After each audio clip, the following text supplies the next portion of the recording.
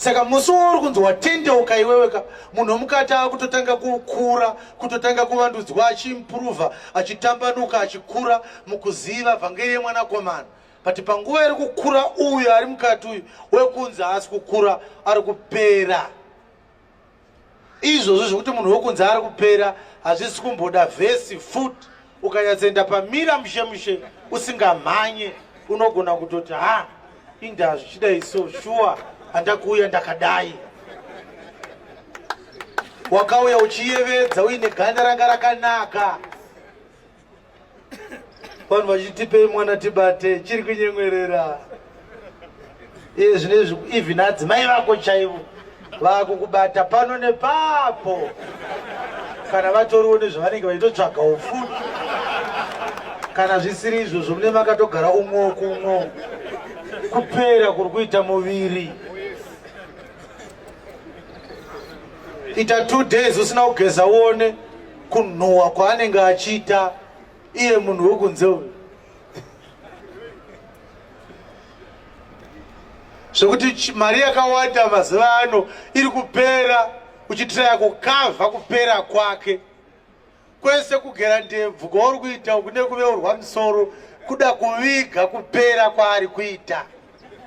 Vakadzi vamwe vanozora mishonga 7 kumeso asati abuda mumba achida kuviga. Hanzi ndakatenga anti-aging cream. Bvunza ari pasaidi pakwadi ari mukadzi kuti hamuna here anti-aging cream. Kuviga kupera kwaari kuita. Unozoona atsva rimwe dama rari blue ne-anti-aging cream. Machaina ane utsinyi anouya kuzotestera zvinhu zvavo kuno. Ivo vakatsvuka kudhara saka vati mishonga yekutsvuka. Unobvura udzwa nemushonga vanhu vakati kuinda aita black kudai rimwe side.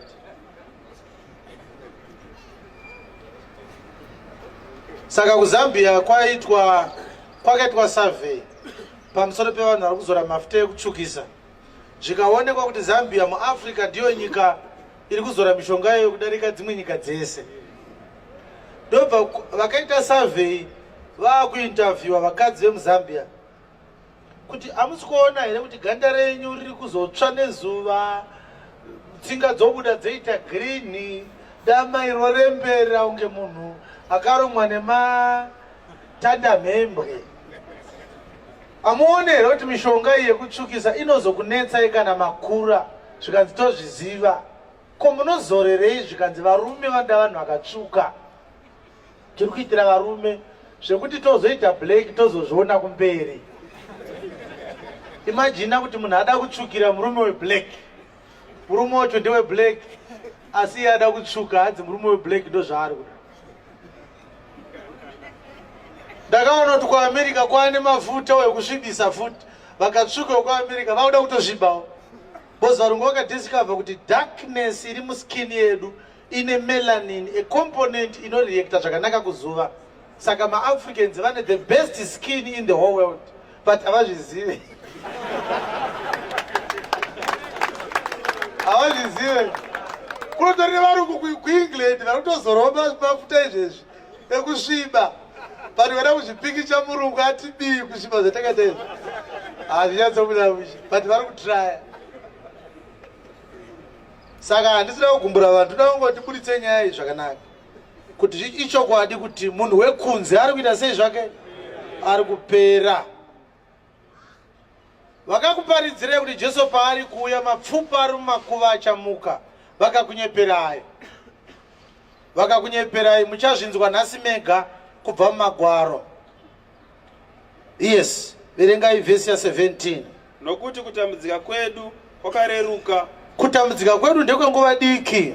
Kuripo chinguva chiduku. Yes. Kunotiitira kubwinya kukuru kwakaisonaka kusingaperi. Tiri kunzi kana tatambudzwa tizobwinya nekusingapere. Yes.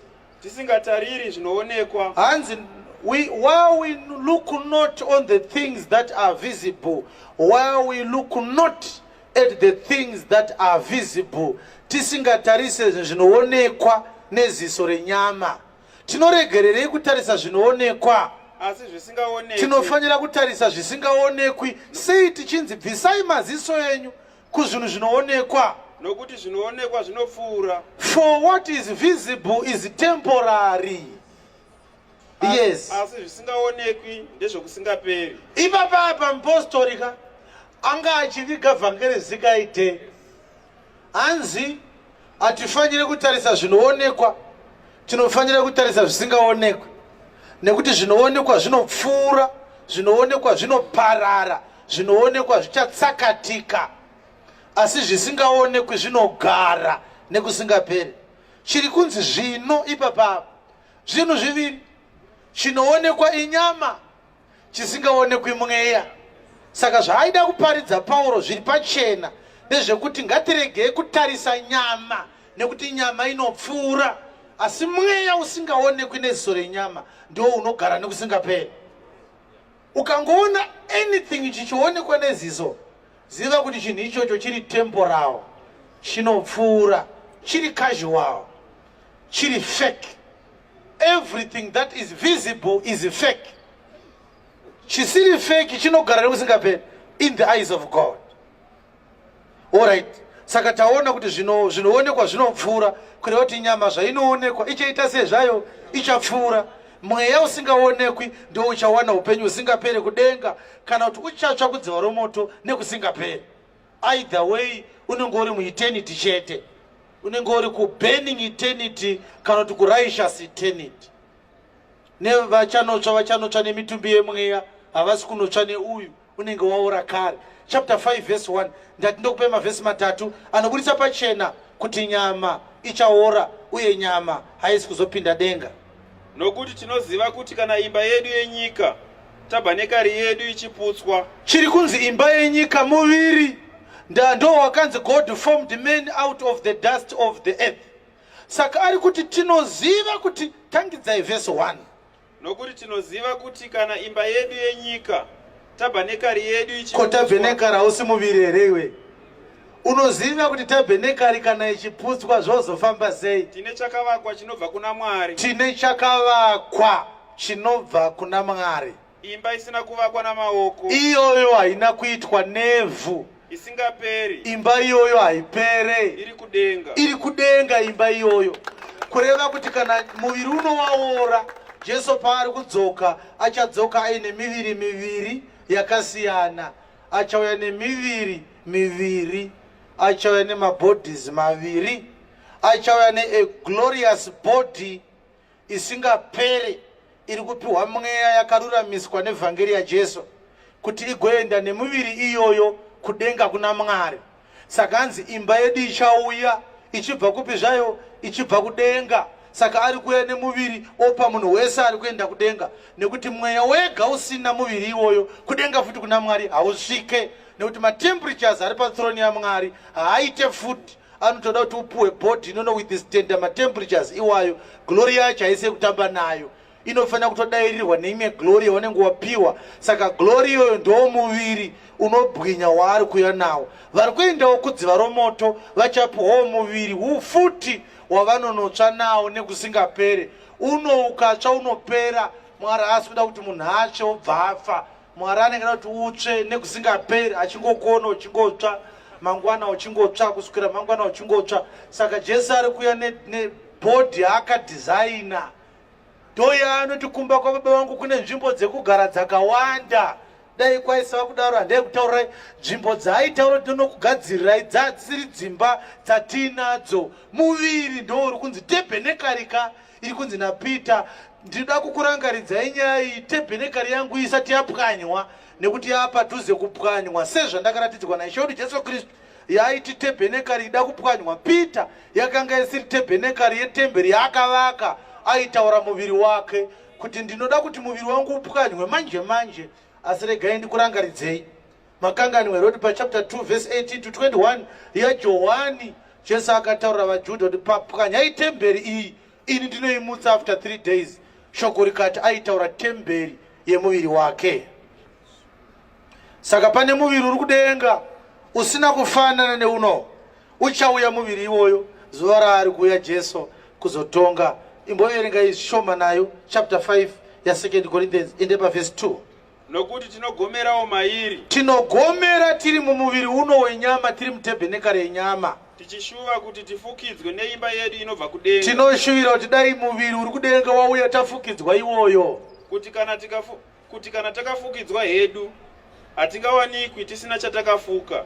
mazvita. Saka ndoda kuti tiverenge vhesi yechitatu inotaura kuti muviri uno hauna kwauri kuenda. Tiri pa 15 dza 1 Corinthians, tangira pa vhesi 35, tongorova zvedu nayo tonosvika ku 51 ikoko. Zvakashata chi? Asi mumwe ungati, Pane munhu angandibvunze pano, vakafa vanogomutswa seiko? vakafa vanomuka sei? Vachauya nemuviri wakaita sei? Vari kumuka here vaine muviri wavakavigwa nawo? Hanzi mumwe angati vakafa vanomuka sei? Vachamuka here nemuviri wavakavigwa nawo? Uye wakanzi vhukuvhu ndiwo here uchamuka? Tangidzai. Asi mumwe ungati, vakafa vanogomutswa seiko? Vachauya nemuviri wakaita sei? Vanomuka vaine muviri upi? Iwe benzi. Zvikanzi naPauro, anyone anobvunza mubvunzo iwoyo ibenzi. Iwe benzi, hanti wakambe uchibvunza kuti musatuke vanhu kana muchiparidza bhaibheri, hamuna kumboparidzwa muchidaro. Wainyepawo iwewe. Uyu Pauro ari kuti benzi uyu.